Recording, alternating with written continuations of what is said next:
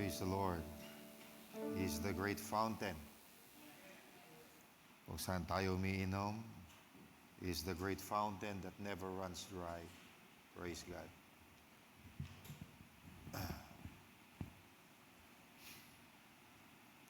Do you love the Lord? Amen. It's always good to be in the house of the Lord.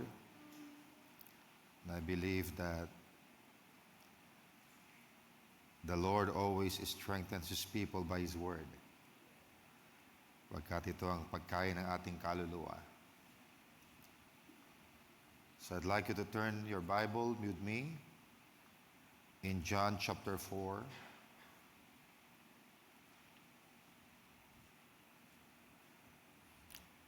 John chapter 4, verse 46.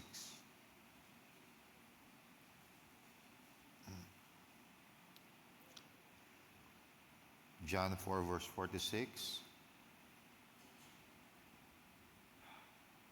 Sabi rito, so Jesus came again into Cana of Galilee, where He made the water wine. And there was a certain nobleman whose son was sick at Capernaum.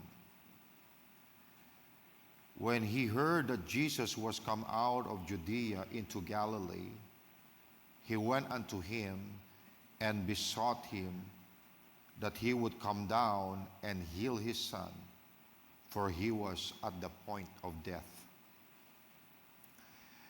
Then said Jesus unto him, except ye see signs and wonders, ye will not believe. The nobleman saith unto him, Sir, come down ere my child die. Ere means before. So, Sir, come down before my child die.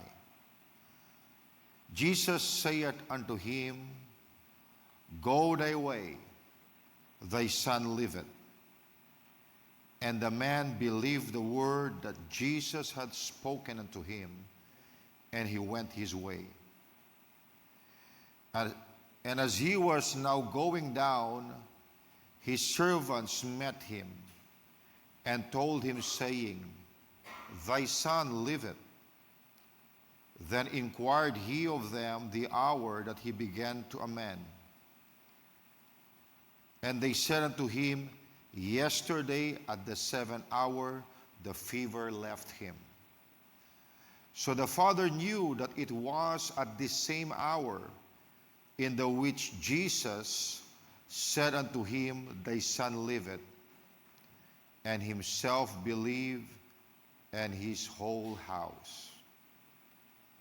This is again the second miracle that Jesus did when he was come out of Judea into Galilee. Tayo manalangin sa Panginoon. Lord Jesus, by just reading your word, it's already a blessing. And now, Father, I pray that you would break your word in a very simple way, that we could see Jesus and his ways. I pray, Lord, that this little story we've just read would bring encouragement and inspire the faith of each one of us. May you bless your people, Lord, as they hear your word. Even those who are streaming online, I pray your blessing be with them as well. For we ask these things in Jesus' name. Amen. Praise the Lord. You have your seats.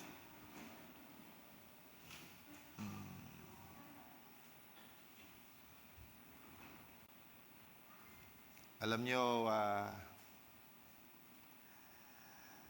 it's wonderful to read what Jesus did. Pagkat if we read a story about Jesus, we could learn something from it.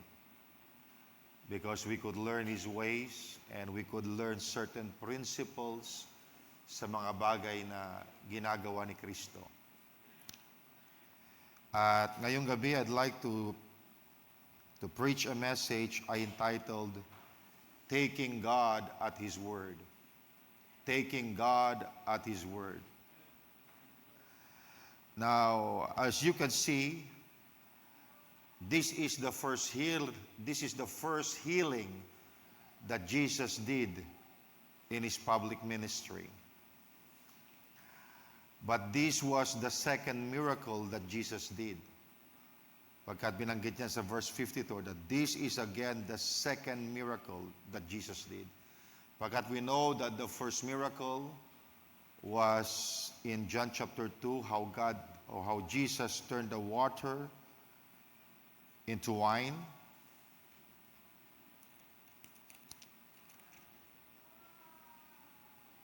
Let me see that.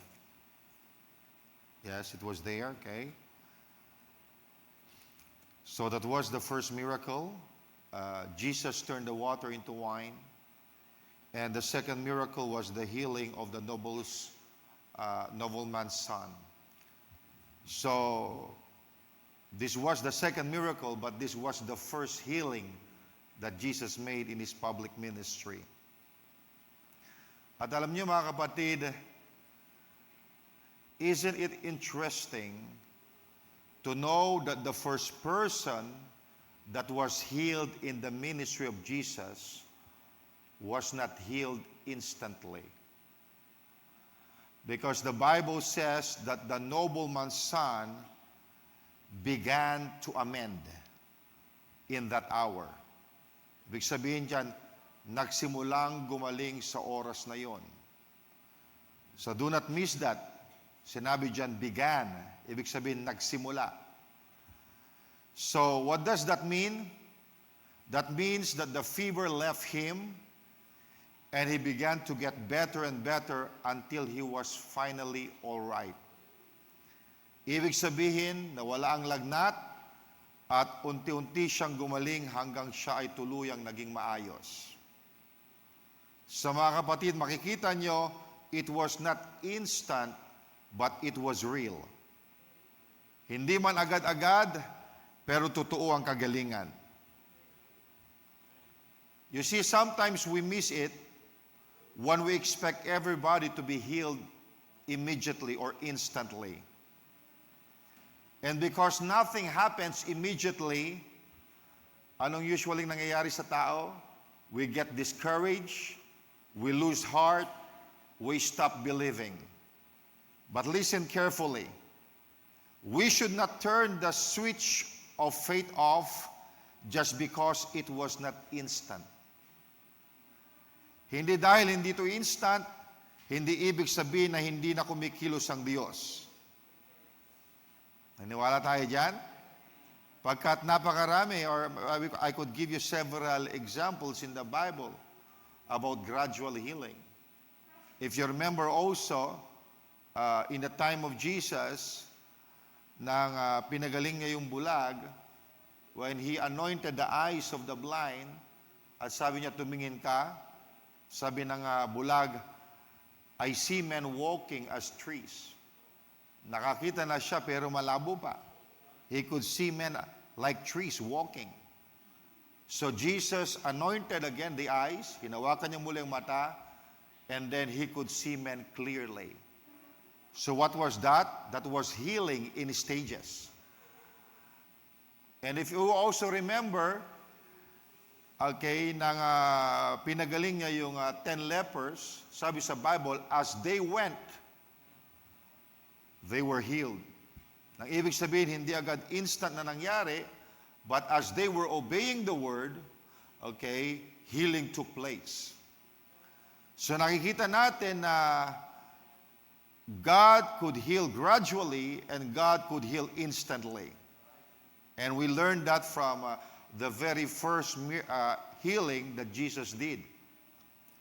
It was not an instant, it was a gradual healing. Now, there are moments in life when everything around us or when everything around you is screaming the opposite of what you are believing God for. May mga panahon na ang report ng doktor ay negatibo ang sitwasyon ay mabigat, okay, or ang paligid mo ay puno ng takot.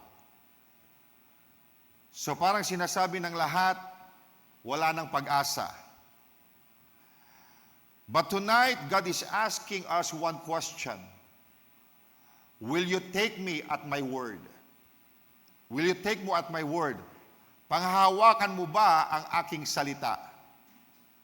Because real faith begins where feelings end. It begins when evidence disappears and when logic cannot explain anymore. Dito sa ating text, sa kwento na ating binasa, makikita natin about a desperate father, a nobleman, a man of position, a man of influence. But now, he is helpless. Bakit? His son is dying. Hindi lang may sakit yung kanyang anak, ang sabi sa Bible, at the point of death. Ibig sabihin, mga kapatid, yung karamdaman ng kanyang anak, it's severe because the son was already at the point of death. And he comes to Jesus crying. Ang sabi niya, "Sir, come down before my child die." Why? Because he believed that Jesus was able to heal, kaya inaanyaya niya si Jesus Christ, bago pa mamatay ang aking anak, pumunta ka na, para siya'y gumaling. Come down before my child dies. At alam natin that this is not just a Bible story, this is a real life. And some of you come tonight like this man. You are not just praying casually, but you are praying out of desperation. May mga panahon na tayo nananalangin sa Panginoon, sinasabi natin, "Lord, kung hindi ka kikilos, tapos na." But watch this. Instead of going with Him, God gives him something deeper. He gives him a word. Imbis na sumama siya doon sa tatay, anong ginawa ni Jesus Christ? Jesus gives him a word. At dito magsisimula ang mas malalim na aral. Because what Jesus will do here will change the way we understand faith. Now, mga kapatid, I want to show you something. I believe that this kind of healing speaks particularly at our time. Ang ganitong uri ng kagalingan ay tila direktang nangungusap sa panahon natin ngayon. Because it teaches something very important. We do not need the physical and visible presence of our Lord Jesus to be healed. Hindi natin kinakailangan ang pisikal o ang nakikitang presensya ng Panginoon upang ang tao'y makatanggap ng kagalingan. You see, Jesus was not there physically to minister to the noble son. Sabi ng tatay, "Come, my son is sick at the point of death." At mapapansin nyo, Jesus did not go. Hindi siya sumama. He was not there physically. Okay? At mga kapatid, masasabi ko, that should speak to us. Pagkat may mga tao ngayon na nagsasabi, alam niyo, may mga taong konsepto ito, kung sana ako lang ay nabubuhay sa panahon ni Kristo. When Jesus was here in flesh, when Jesus could be seen physically.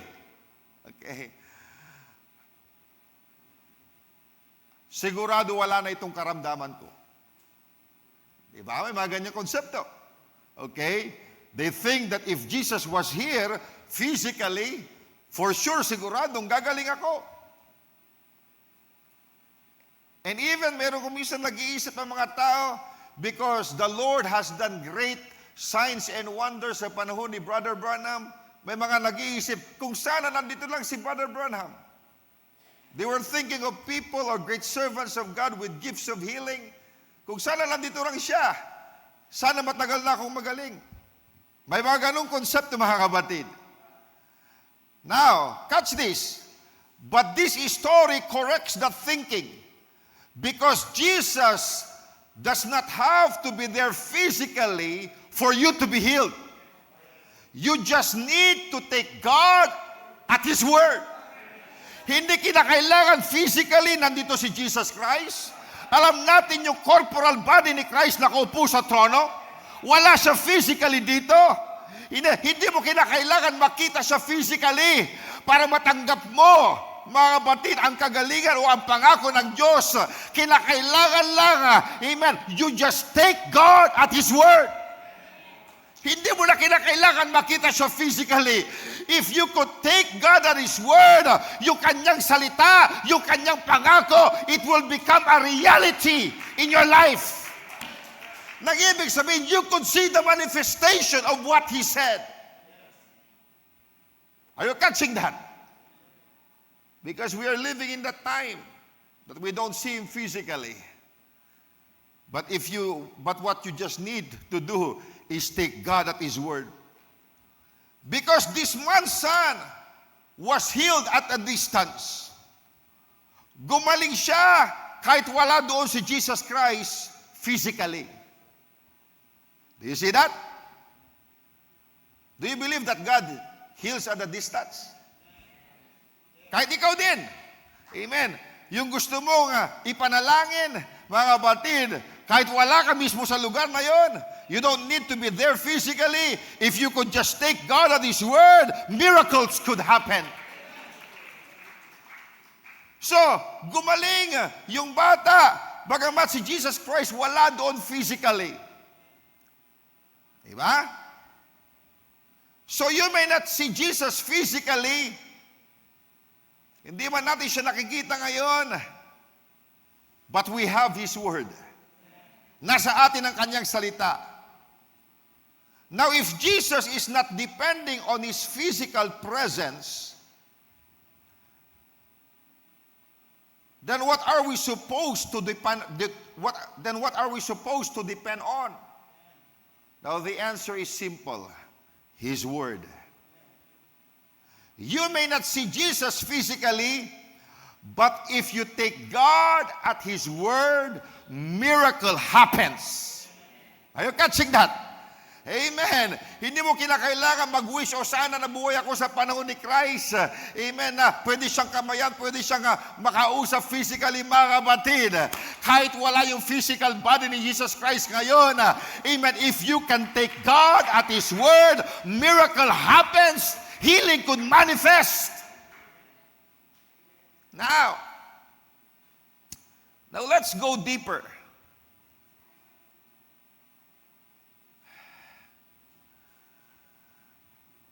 Ang sabi dito ni Jesus Christ sa verse 48,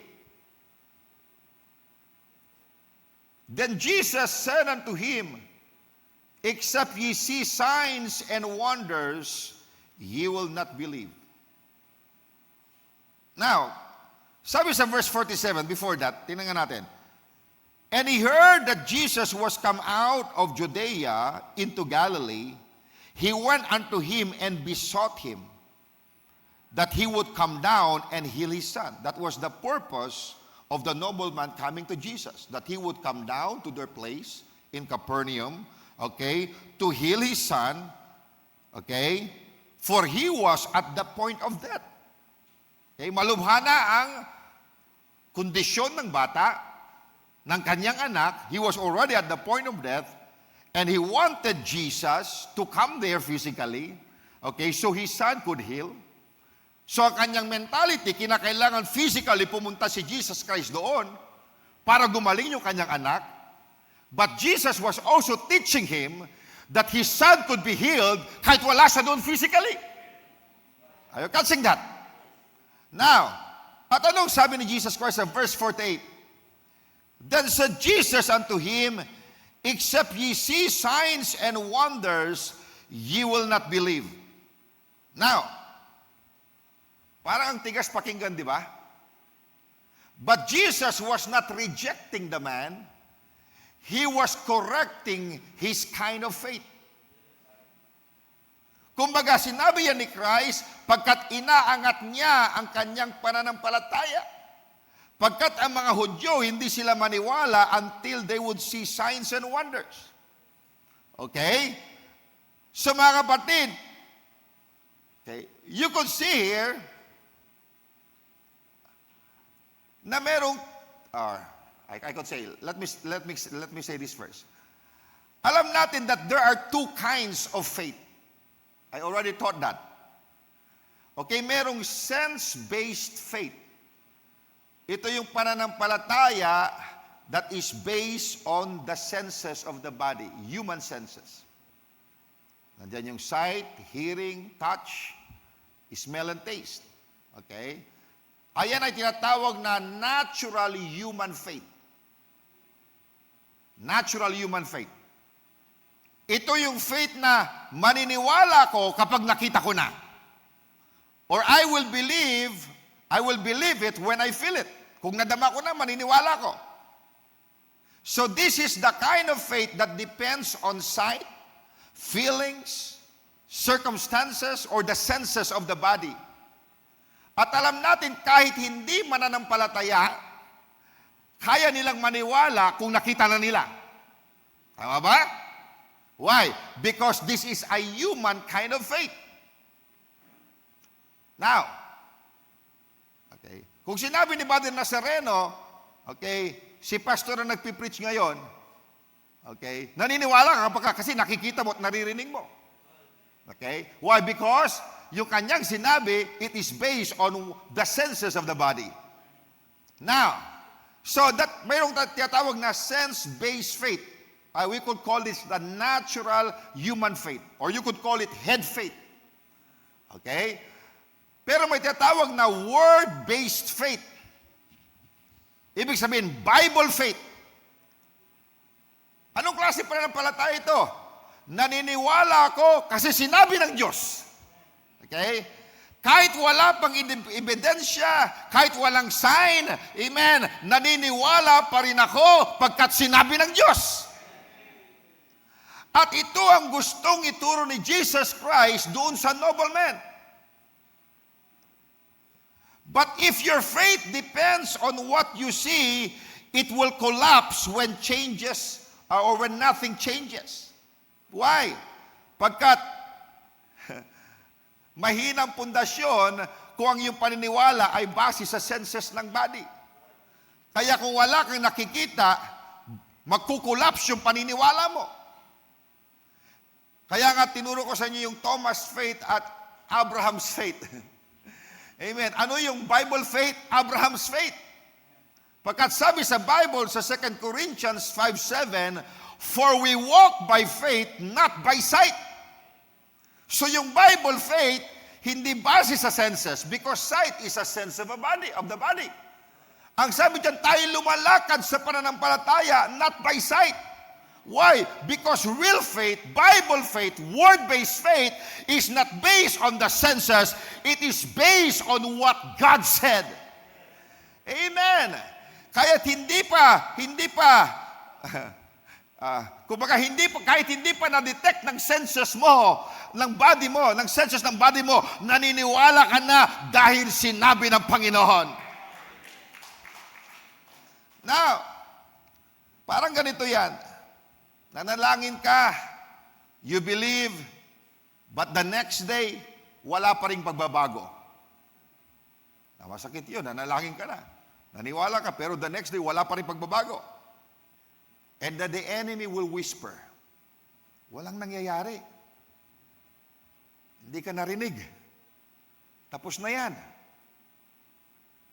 But real faith says, kahit wala akong makita, I will still take God at His word. Amen. Hindi ko kailangang makita para paniwalaan ko. Sapat na dahil sinabi ng Panginoon, tatayuan ko, paniniwalaan ko. Why? Pagkat sabi sa 2 Corinthians 5:7, for we walk by faith, not by sight. Saan ka lumalakad? Sa senses ng body mo o ikaw ay lumalakad sa pananampalataya? At ano ang pananampalataya? it is the revelation of the will of God. And I tell you, the Bible is the revelation of the will of God. Do you believe that? Okay, when you read the Bible, that is God talking to you. Alam niyo, may mga tao, they want God to speak to them. They want to hear an audible voice. But they could not believe God in His Word na sinasabi sa Biblia. Mga kapatid, kung sinabi yan ng salita ng Panginoon, that is already God talking to you. Because what is this Bible? This is God's Word in print form. Amen. Hindi ko kinakailangan makarinig pa ng audible voice. Kapag nakita ko na sinabi sa salita ng Diyos, panghahawakan ko na, paniniwalaan ko na. Because the Bible, this is God talking to me. You don't need to guess the will of God. Amen. Because the Word of God, the Bible, is the express will of God. Hindi mo hinuhulaan ang kalooban ng Diyos. Malinaw ang kalooban ng Diyos. Ang Biblia ang kalooban ng Diyos. Amen. Now, so for we walk by faith, not by sight, sabi sa Bible. And this is real faith. This is word-based faith. Kaya nga sabi sa Hebrews 11 verse 1, faith is the substance of things hoped for, the evidence of things not seen. Ayan ang faith. You already have the evidence ng bagay na hindi mo pa nakikita. Di ba? So if you want to see it before you believe it, that's not real faith. Okay? Pag sinabi kong real faith, I'm talking about the word-based faith. Okay? Pagkat yung real faith, hindi mo pa nakikita, naniniwala ka na. Because faith is the evidence of things not seen. Amen. Kaya nga yung halimbawa, di ba? Okay. Nakakita ka dyan ng pulubi. Gutom na gutom. 3 araw na hindi kumain. Sabi niya, palimos naman. Kasi para makabili ako ng makakain ko. Now, binuksan mo ang pitaka mo, binigyan mo ng 500. Now, nang inabutan mo yung pulubi ng 500, sa palagay mo malungkot pa siya. Masaya na siya. Wala pa siyang nakikitang tinapay. Amen. Pero mga kapatid, masaya na siya. Amen. Nagre-rejoice na siya. Why? Pagkat yung hawak-hawak niya, purchasing power yon. May purchasing power yon. Amen. Yun na yung tinapay na kanyang inaasam magmamanifest. Kaya habang papunta pa lang siya sa bakery, masaya na siya mga kapatid. Nakangiti na siya, tumatawa na siya. At ganyan mga kapatid, ang pananampalataya, it's the evidence of things not seen. Anong evidence mo? Yung sinabi ng Panginoon. Kahit hindi mo pa nakikita, kahit hindi mo nakikita yung manifestation, nagagalak ka na, natutuwa ka, because alam mo ang salita, it has a purchasing power. Every promise of God is purchased by His own blood. Amen. God's integrity ang pinag-uusapan natin ito when we talk about the Word of God. Because it's not the word of a man. It's the Word of God. Now,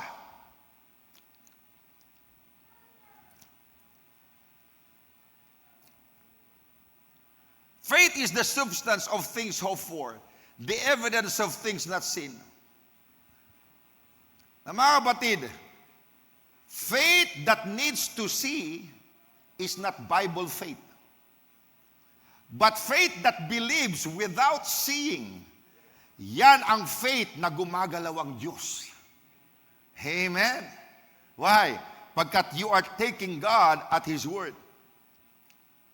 Now here is the turning point of this story. Jesus finally speaks. Ang sabi niya doon sa nobleman, go thy way, thy son liveth. Now, one sentence.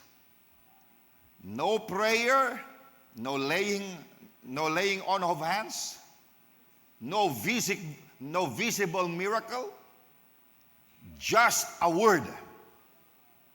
Okay? And here is the most powerful line in the whole passage. Okay? Ang sabi diyan, And the man believed the word. I like that. And the man believed the word. Na mga kapatid, this is where many people fail. Because we want confirmation. We want signs, assurance, feelings. But God is looking for people who will believe the naked word. Ang Diyos ay nag-hanap ng mga tao that could believe the naked word. Ano ang naked word? It is the word of God without evidence, without feelings, without visible results. Just God said it, and that is enough. Amen. Dahil sinabi ng Panginoon, kahit wala pang physical evidence, sapat na yun sa'yo, pinaniniwalaan mo, ganyan ang mga hinahanap ng Diyos na tao that could believe the naked word without signs. Even without signs, even without evidence, they could take God at His word. Now, imagine the nobleman walking home. Pabalik na siya ng bahay. From Cana to Capernaum. No physical evidence. No sign. No update. No proof. From the 7th hour of that day hanggang kinabukasan. Pagkat nakarating siya ng bahay niya the next day. So ibig sabihin, habang siya bumabiyahe, he had nothing to hold on to except the word. Hindi niya alam ang nangyari. Basta alam niya, sinabi ng Panginoon, your son liveth, naniwala lang siya. At habang mga kapatid, naglalakad siya, wala siyang ibang pinanghahawakan, kundi yung sinabi lang ni Jesus. And imagine the battle in his mind. Imagine Satan whispering, baka patay na yung anak mo. Bakit hindi mo na lang kinulit si Jesus para sumama sa iyo? Or why did you listen to that preacher? Paano kung mas lumalaw, patay na yung anak mo? Sayang lang ang oras mo. Diba? You could see Satan whispering. But he kept walking. Why? Because he already believed. Hallelujah. Umuwi na siya, mga kapatid, pagkat naniniwala siya doon sa sinabi ng Panginoon. And mga kapatid, that is real faith. Hindi ka bumabalik para mag-double check. Hindi ka nagdududa. Hindi ka naghahanap ng ibang option. You stand on what God said.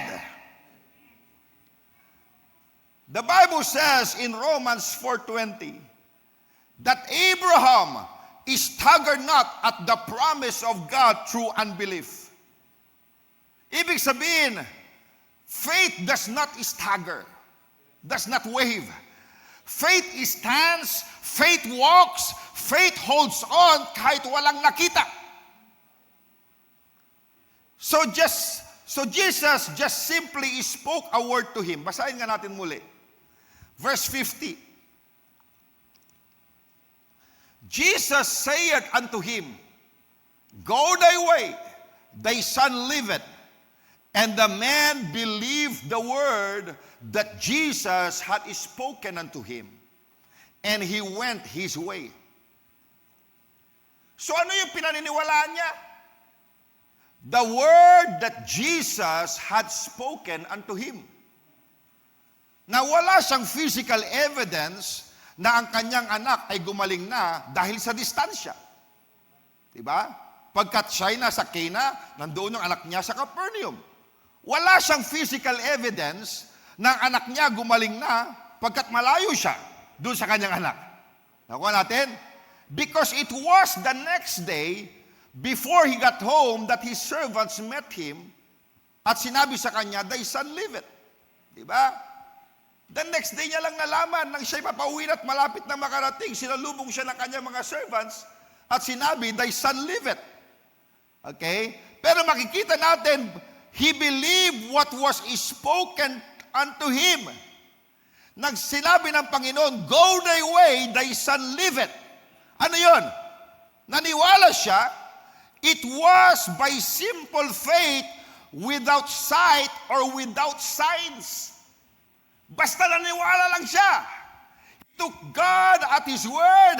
Amen. Wala siyang nakitang physical evidence. Wala pang nagbabalita sa kanya. Amen. Pero naniniwala siya, mga kapatid. Hallelujah. Amen. Nagumaling ang kanyang anak dahil sa sinabi ng Panginoon. It was a simple faith. He took God at His naked word. Now, basahin nga natin uli. John 4. Okay. Let's start reading again from verse 46.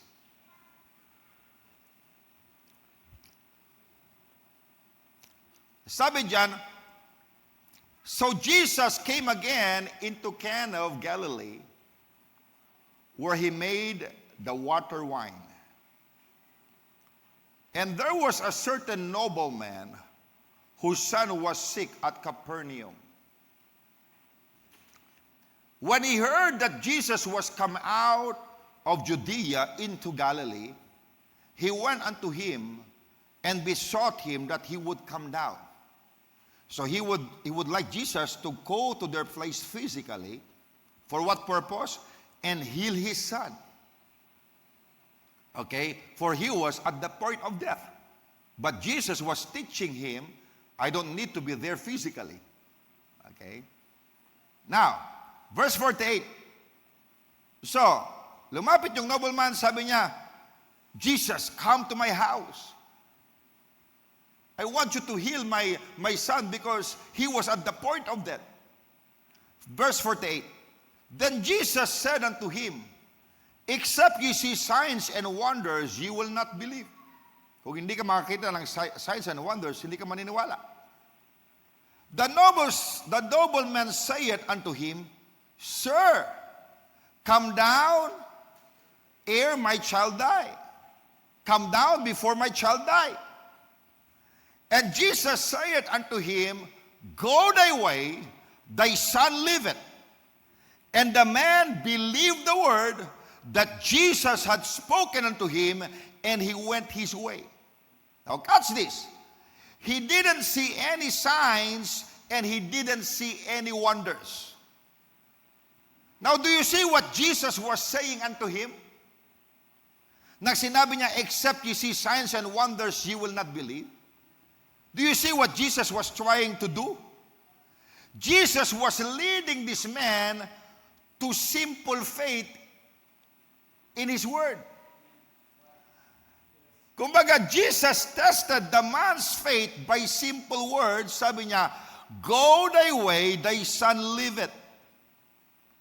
And the man accepted the lesson Jesus taught him.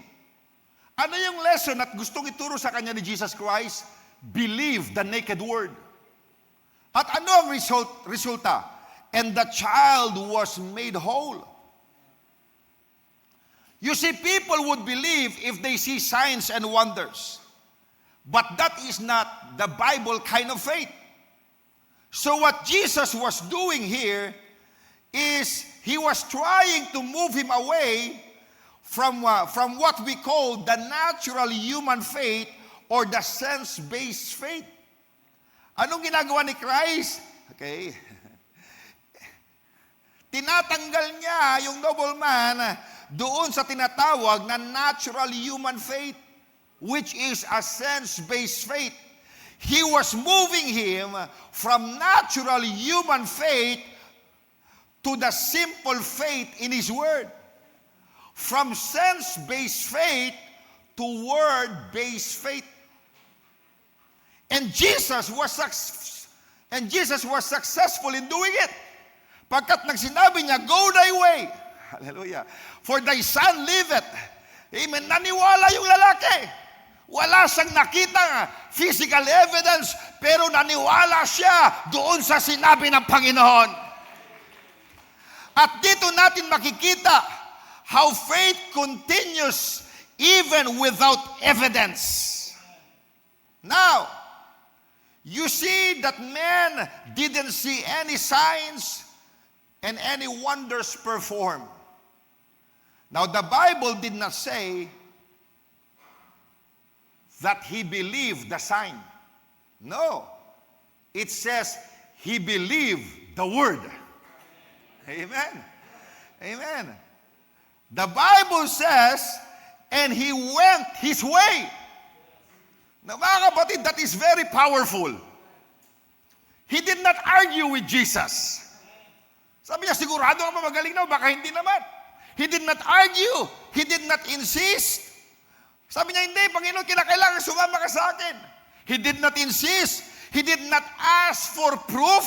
He did not ask for sign. He walked away with just a word. Hallelujah! Hindi na siya humingi ng tanda, hindi na siya humingi ng sign, mga kapatid.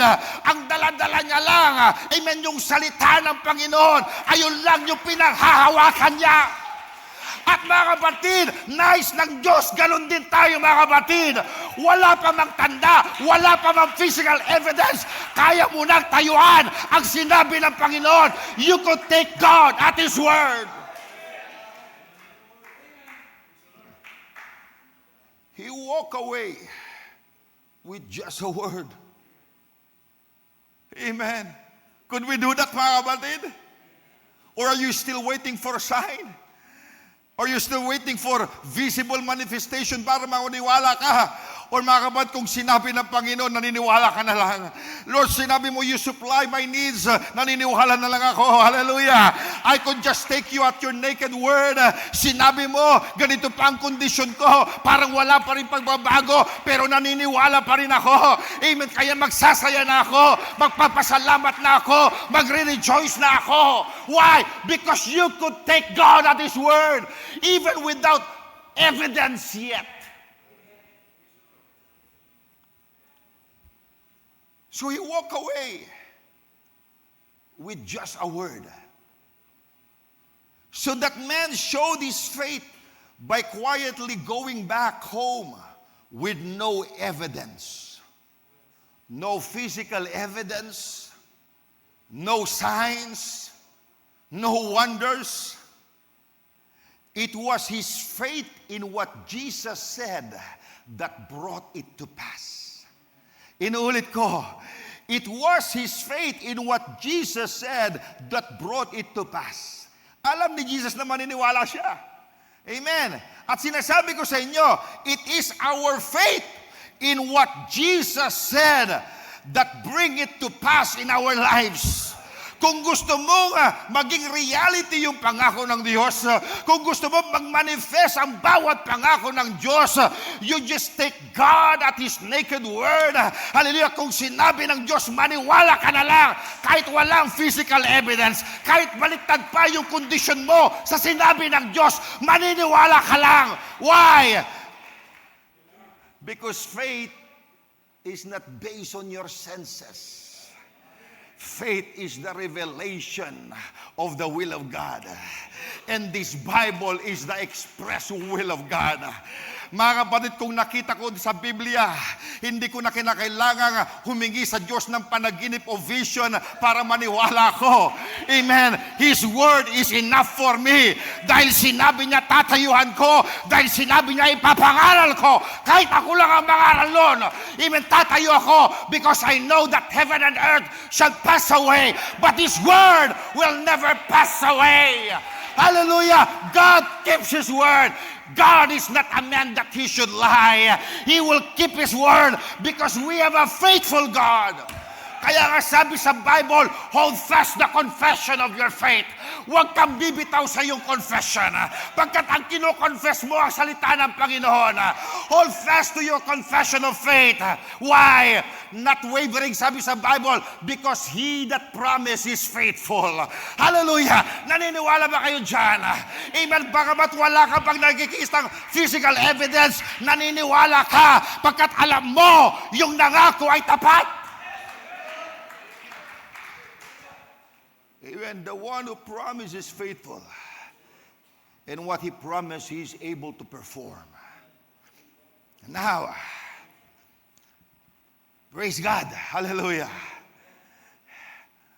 So real faith is not just what you say. It is how you walk after God speaks. Pagkat napakadaling sabihin na naniniwala ako. But the real question is, will you act like it is already done? Kikilos ka ba na parang nangyari na? Now imagine this. Kung ikaw yung nobleman, your child is dying. And Jesus said, your son lives. Pagkatapos hindi siya sumama sa iyo. Now you have a choice. You would stay and beg him to come, or you would just walk away believing. Amen. At doon nasusukat ang tunay na pananampalataya. Now many believers today, they receive a word from God. But instead of walking in faith, they keep checking the problem. So they pray, then they check the problem, they start worrying again. They believe, then they check the condition, then doubt it again. They confess, then complain. Na mga kapatid, that is not taking God at His word. Ang sabi ng Bible sa James 1:6-7, let him ask in faith, nothing wavering. Ganyan tayo humingi sa Panginoon. We will ask in faith, nothing wavering. At ang sinabi dyan, for he that wavereth, yung nagwe-wave, let not that man think that he shall receive anything of the Lord. Kung nagwe-waver ka, sa prayer mo, naniniwala ka, but after a while, nakita mo yung condition, then you are canceling your prayer by your wrong confession. Okay? Nagwe-waver yung faith mo. Ngayon, naniniwala ka, ganda ng sinasabi mo, but after a while, iba na ang sinasabi mo. Diba? Maraming ganyan kasyano. Papakikyan mo mga panalangin nila, it's a faith-filled prayer. Pero after a while, lumipas ang 3 araw na parang walang pagbabago, then they start canceling their prayer because of their negative confession.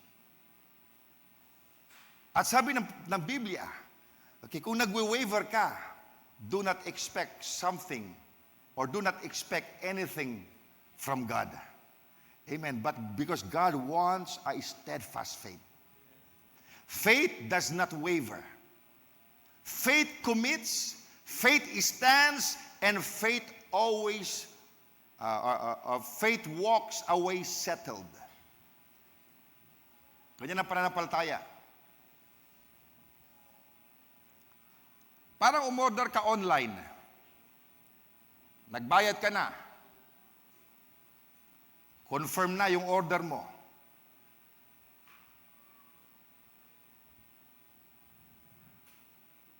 Hindi ka naman every minute na tumatawag. O sigurado ba darating yung order? Totoo ba? Darating ba? No! You rest because you trust the word of confirmation. Nang kinonfirm na ng Lazada o Shopee, hindi mo nakukulitin yung online shopping, yung number ng panggagalingan, mga kapatid, di mo kukulitin, darating ba? Hindi na, mga kapatid. Nang yung Lazada at Shopee nagsend na ng confirmation, nagre-rest ka na, nag-i-expect ka na, alam mo, darating. You see that? You rest because you trust the word of confirmation. Now, mga kapatid, mas pagkakatiwalaan mo pa ba ang sinabi ng tao kaysa sinabi ng Diyos? Kung sa tao kaya mo magtiwala, how much more sa sinabi ng Diyos? Ang Diyos hindi pwedeng magsinungaling.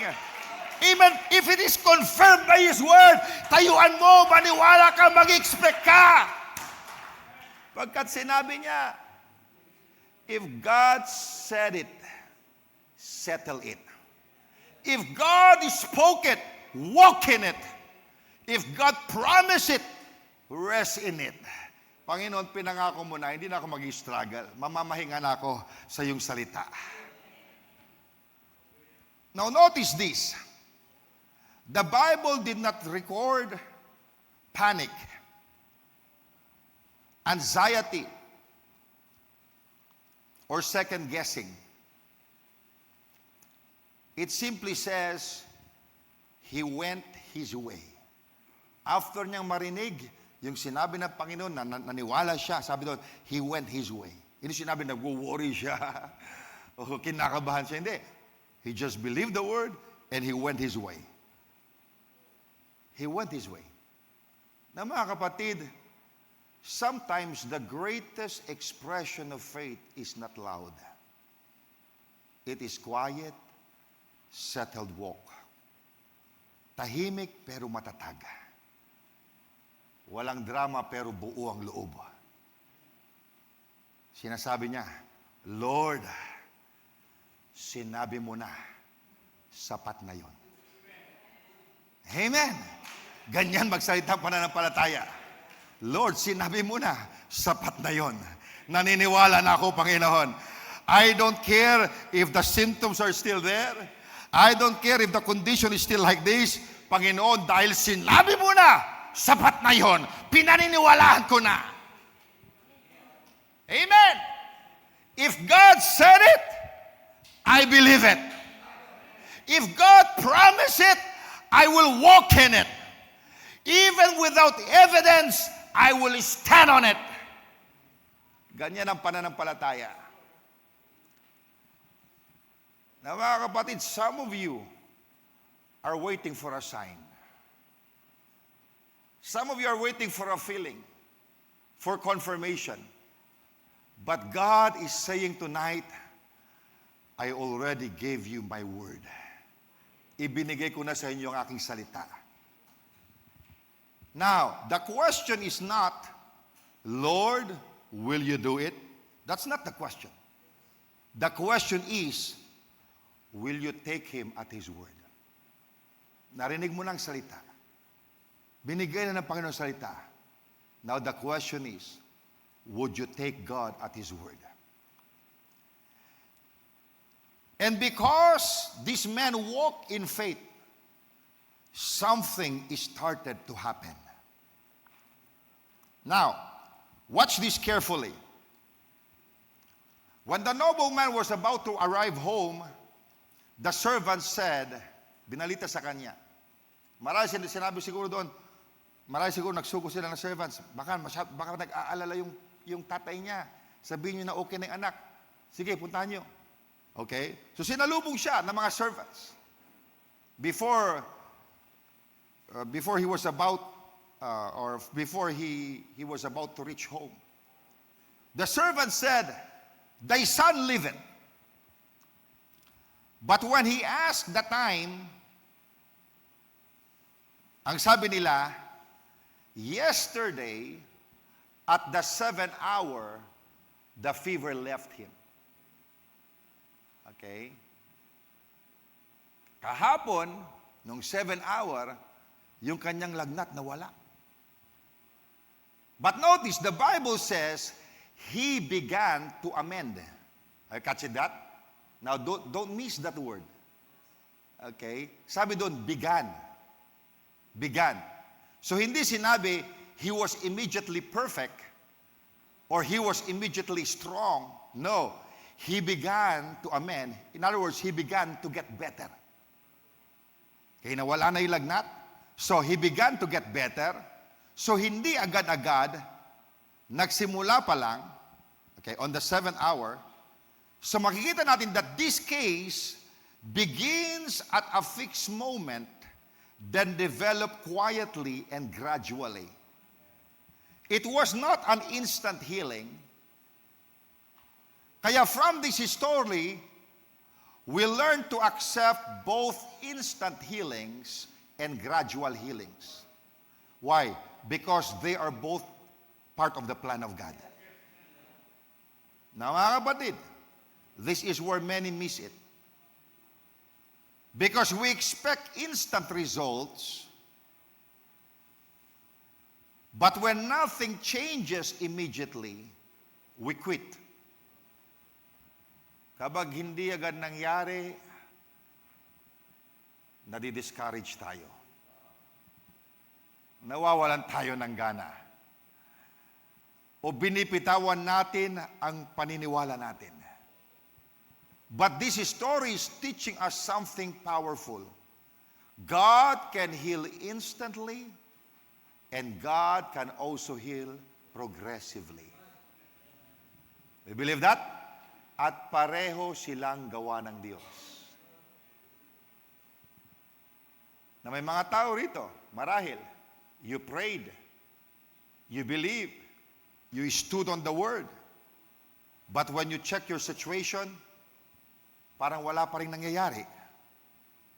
Pero hindi mo napansin, something already started.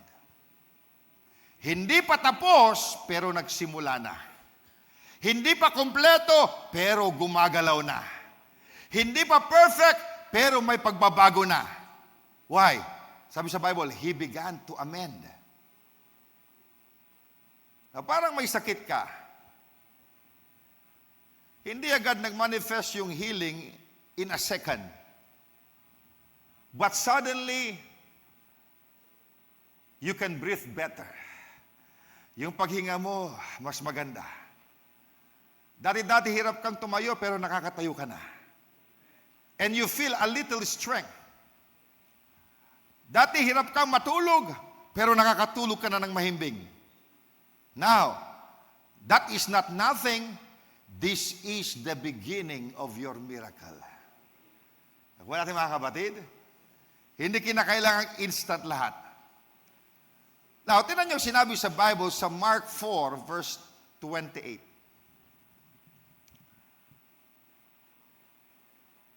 Kapag ikaw ay nagtanim ng corn, anong mangyayari? Anong sabi dyan? First the blade, lalabas yung blade, then the ear, after the full corn in the air. So hindi agad corn ang lalabas. Mauuna muna yung blade, then the ear, after that the full corn in the air. Nakuha natin mga kapatid? It is showing us that God works in stages. Diba? Kung hindi mo may galaw yung kamay mo, pero mga kapatid, nang nagsimula kang maniwala, nagagalaw mo yung daliri mo na. Oh, that's the blade. Mag-rejoice ka na. Amen? Why? Because, merong stages. Sometimes God does it instantly, sometimes God does it gradually. Amen. Kaya kung may blade, magsaya ka na. Panginoon, gusto ko makabahay. Wala pang bahay, pero binigyan ka na ng lupa. Praise the Lord na, meron ka ng blade. Amen! Amen! Pagkat meron ng susunod yan. Yung provision susunod na, pagkat meron ng blade. Hallelujah! Hindi ka magre-rejoice kung nandun na yung bahay. Amen! Nang lumabas na yung blade, masaya ka na. Hallelujah! Why? Nakikinita mo na, meron ka ng bahay. Why? Pagkat meron ka ng lupa, ibig sabihin, susunod na yon. Why? Because God works in stages. Hindi lahat biglaan. Pero lahat sigurado kapag siya ang gumawa. Now listen carefully. The moment Jesus said, "Thy son liveth," that was the moment the death blow hit the sickness. Okay. I repeat. The moment Jesus said, "Thy son liveth," that was the moment the death blow hit on the sickness. Even if the body had not fully recovered yet, the victory already started. Now mga kapatid, this is what we must understand. The moment you believe the word, the miracle begins. Hindi mo pa nakikita, pero nagsimula na. My goodness, thank you, Lord. Amen. Hindi mo pa nahawakan, pero gumagalaw na. Meron nang nangyayari. Amen. The Spirit of God is already working behind the scene. Amen. The moment I believe, that's the moment it begins. The moment I stand on the Word, that's the moment it begins. The moment God speaks, that's the moment it begins. Hallelujah! Kung narinig mo ang salita ng Panginoon at pinaniwalaan mo, nagsimula na. Mga kapatid, huwag mong maliitin ang beginning stage. Because many people abort their miracle because they quit in the process. Diba? They said, hindi naman agad nangyayari. Siguro hindi para sa akin. No, you are just in the begun stage. Kaya sabi ni Brother Branham, kung ang farmer ba nagtanim ng seed, pagkatapos, nilagay niya sila ng lupa. Sabi niya, meron kaya nangyayari? Paano kung kinabukasan, bubungkalin niya? May nangyari ba? Parang wala naman. Takpan niya ulit. Kasi kinabukasan na naman, bubungkalin niya, may nangyari. Mga kapatid, kung ganun ang gagawin niya, mga kapatid, hindi sisibol. Maniwala ka na lang, mga kapatid. Kapag naitanim na yung seed, amen, merong law of nature yan. Once the seed falls into the ground and die, it will bring forth much fruit. Nakakita ka ba na nag-farmer, after nilang magtanim, pagkatapos nagwo-worry siya, magkakaroon kaya ako ng harvest? Mga kapatid, kapag ang farmer nagtanim, nag-expect siya ng harvest. Because he believed the law of nature. So yung farmer, meron siyang faith sa law of nature. How much more, mga kapatid, sa salita ng Panginoon? Hallelujah! I believe the Word of God is a germitized seed. Amen. Ang problema, hindi yung salita. Ang problema, puso ng tao. Walang problema sa seed. Ang problema yung ground. Kung minsan na-choke yung seed, pero kapag nahulog yan sa good ground, hallelujah. Amen. Once the seed, the Word of God, found a believing heart, amen, magmamanifest yan, sisibol yan, at makikita nyo, amen, yung dati na sinabi na pinakahawakan nyo, mangyayari sa buhay nyo. That's the Word of God. Now, we must learn this truth. Instant healing is powerful. Gradual healing is also powerful. Why? Because both of them are the hand of God moving. Ang sabi sa Philippians 1:6, He which hath begun a good work in you will perform it. So if God is started it, He will finish it. Kung sinumulan ng Panginoon, tatapusin niya. So now we see, okay, the man believed the word. He walked without evidence and trusted the process. And in the end, the miracle was complete. And here is the final truth we must confront. Will you still believe even without any sign at all? Kaya mo pa bang maniwala kahit wala kang nakikitang sign? Now watch how the story ends. As the nobleman was on his way home, his servants met him. And they said, Thy son liveth. Na mga kapatid, this is the moment when faith became sight.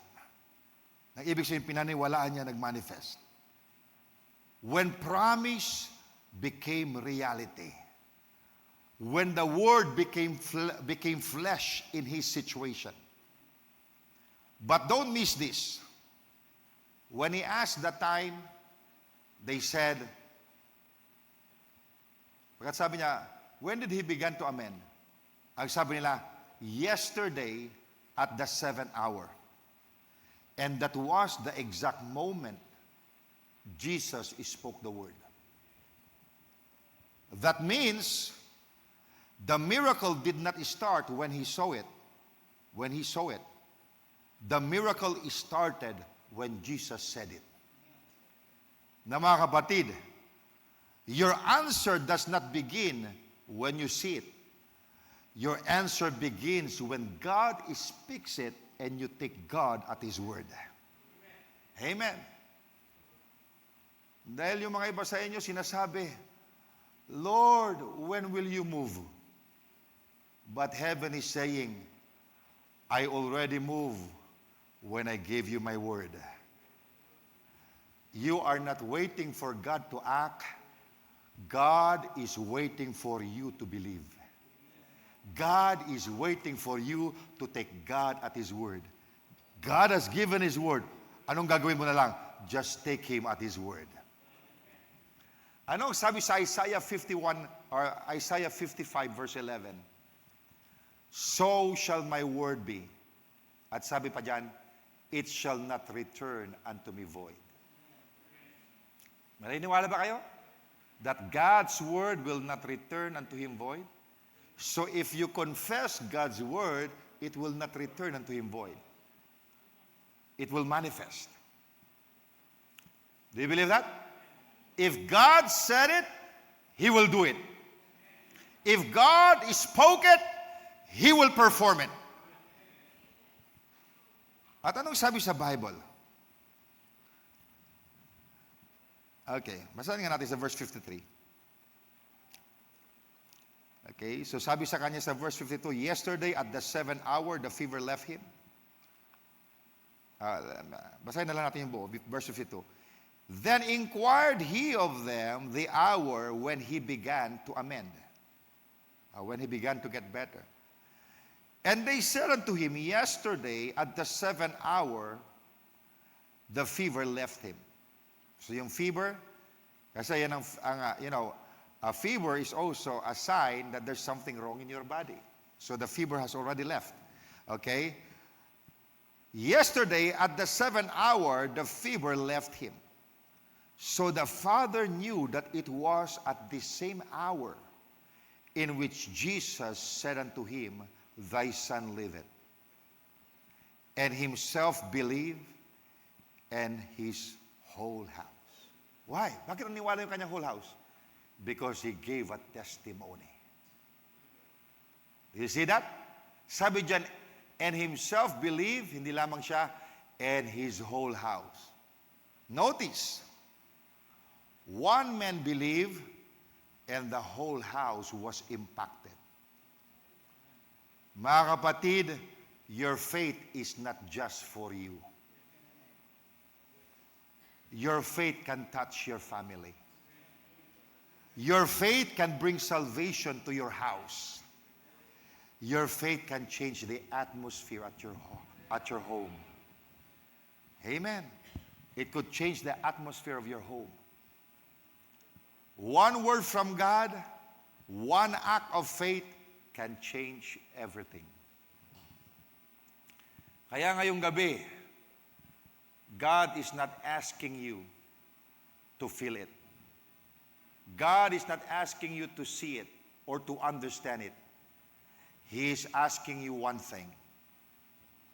Will you take me at my word? Would you take God at His word? Now let us make this personal. Some of you are here tonight, you are carrying burdens, or you may be facing impossible situations, or you are believing for healing, provision, breakthrough. And maybe you have been waiting for a sign. But tonight, God is giving you something greater than a sign. He is giving you His word. Sabi nga ni Brother Branham, I read, sabi niya, you see, this generation are always seeking for a sign. If God already said it in His word, why do you seek for a sign? Mga kapatid, His word is greater than a sign. Amen. And if you can believe this,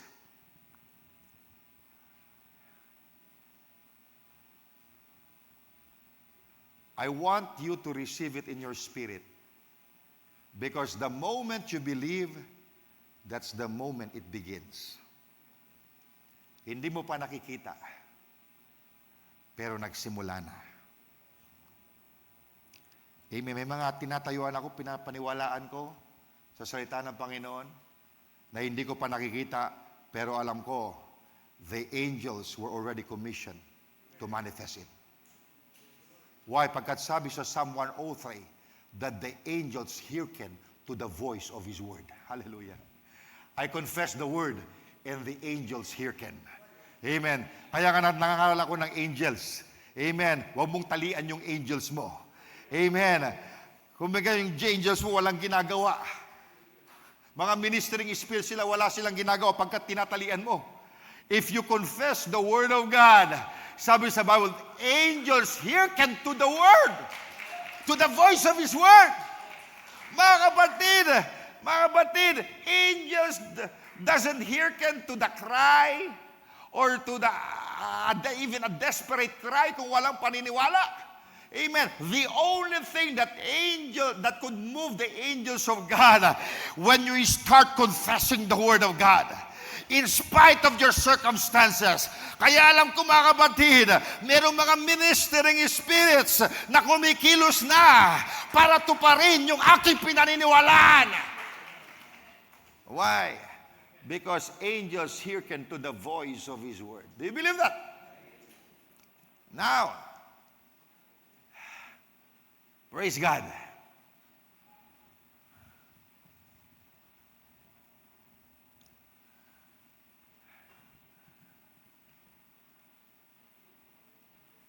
So the moment you believe, that's the moment it begins.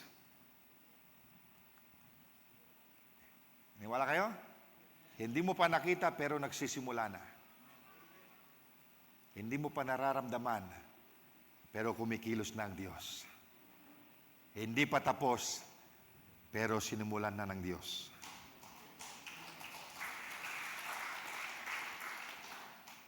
So let's make a declaration now. Repeat after me. Lord, I take you at your word. Even without seeing, even without feeling, I choose to believe. Amen. That's our declaration tonight. Kaya mga kapatid, mamaya uuwi kayo like this nobleman. You are not afraid. You are not doubting. You are not wavering. But you are settled in your heart. God had spoken, and that is enough.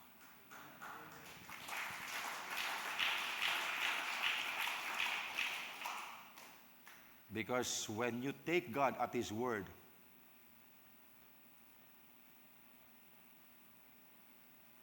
when you take God at His word, the miracle is already in motion. Amen. I wonder how many tonight would take God at His word. Amen. God is faithful. God keeps His word. What He said, He will surely do it. Because God is not a man that He could lie. Naniwala ba tayo dyan, mga kapatid? Kaya ngayong gabi, mga kapatid, don't pray in fear. Don't pray in doubt. Kahit iyak ka ng iyak dyan, pero yung iyak mo, iyak ng takot, walang mangyayari. Kinakailangan, mga kapatid, tayo mananalangin ngayong gabi with confidence in our heart. Hallelujah. Panginoon, itong sinabi mo sa iyong salita. And I believe that, Lord, I take you at your word. Hallelujah. Amen. Naniniwala ako, Lord, I don't need to see a sign. I already believe and I know you're moving. Amen. We believe that, mga kapatid. And I tell you, you will experience more miracles in your life. Just take God at His word. Purihin ang Panginoon. Tayo po lahat ay tumayo. Praise God.